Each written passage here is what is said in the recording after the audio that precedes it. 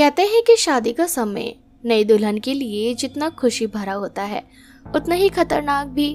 एक बार हल्दी की रस्म हो जाए तो शादी की बाकी रस्मों तक बड़ी सावधानी बरती जाती है। कावेरी और विशाल की शादी मध्य प्रदेश के एक छोटे से गांव चंदेरी में बड़ी धूमधाम से हुई थी। कावेरी अपने मायके से विदा होकर ससुराल आ चुकी थी, लेकिन अभी भी कुछ रस्में बाकी थी। विशाल की माँ उर्मिला ने कहा, बेटी आज शाम को हमें गांव के पुराने मंदिर में जाना है। वहाँ एक खास रस्म बाकी है, ये लाल साड़ी पहन लेना, क्योंकि देवी मंदिर में सुहागनें हमेशा लाल साड़ी पहनकर जाती हैं। कावेरी ने शाम को लाल साड़ी पहनी, सजवर कर तैयार हुई। उसने पल्लू सिर पर लिया, लेकिन बाल खुले छोड़ दिए। वो शीशे में खुद को देखकर मुस्कुराई, पर उर्मिला ने टोका, बेटी नई दुल्हन हो, बाल बांध लो। सूरज ढलने के बाद खुले बालों के साथ बाहर जाना ठीक नहीं। कावेरी ने अपनी सास की बात मानकर बाल बांध लिए और गांव की कुछ औरतों के साथ मंदिर की ओर चल पड़ी। मंदिर में जैसे ही कावेरी ने देवी के सामने घी का दीपक जलाया, वो अचानक बुझ गया। उर्मिला घबरा गई। हे भगवान, ये तो अपशगुन है। मंदिर में दीपक बुझना अनहोनी का संकेत है। कावेरी ने हंसते हुए कहा, माँ जी शायद हवा की वजह से बुझ गया, मैं फिर जलाती हूँ। उसने दोबारा दीपक जलाया, पर वो फिर बुझ गया। 3 बार दीपक बुझने के बाद चौथी बार में वो जला। उर्मिला का मन और अशांत हो गया।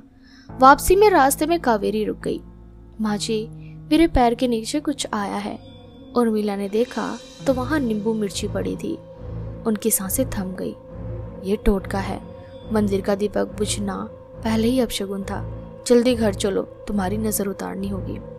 घर पहुंचकर उर्मिला ने सूखी मिर्ची ली और कावेरी के सिर से 7 बार वार कर उन्हें चूल्हे पर जला दिया। हैरानी की बात थी कि मिर्चियों से कोई गंध नहीं आई। उर्मिला बोली, मैंने सोचा था तुम पर टोटके का असर है। बेटी अपने बाल खुले मत रखना और भगवान का नाम जपती रहना। कावेरी अपने कमरे में गई, लाल साड़ी उतारी और शीशे के सामने बाल संवारने लगी। तभी शीशे में उसे अपने पीछे एक भयानक औरत दिखी। लंबे नाखून, लाल आंखें और चेहरा डरावना। वो जोर से चीखी।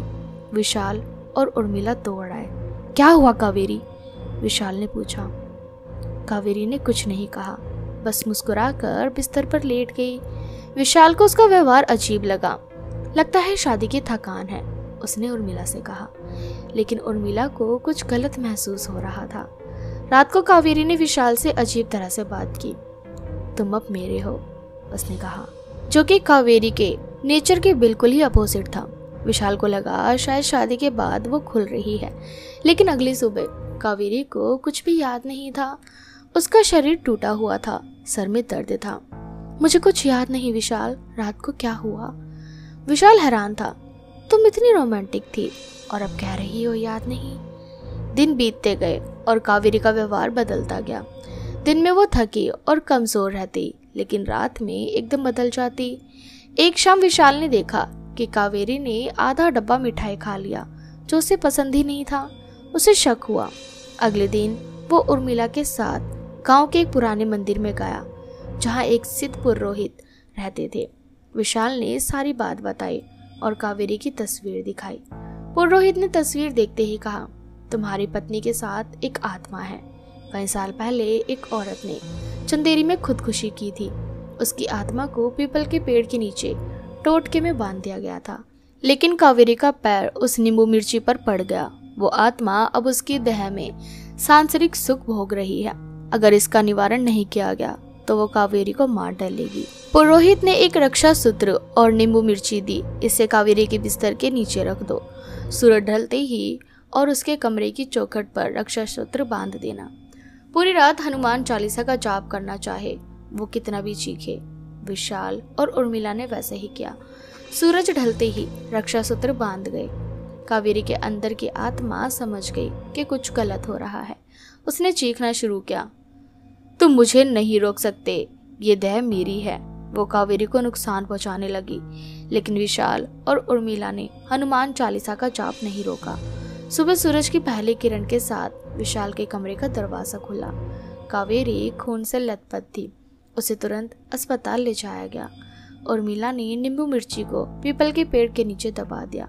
कावेरी की जान बच गई, लेकिन उसने अपना बच्चा खो दिया, जिसके बारे में उसे भी पता नहीं था। आत्मा से मुक्ति मिल चुकी थी, पर परिवार के दिल में खुशी और गम दोनों थे। तो कि दोस्तों, क्या आपके साथ कभी कोई ऐसी घटना घटी है? अगर हाँ, तो हमें कमेंट सेक्शन में कमेंट करके ज़रूर बताएं। और साथ ही इसी तरह की हॉरर वीडियोस के लिए चैनल को सब्सक्राइब करना बिल्कुल भी ना भूलें।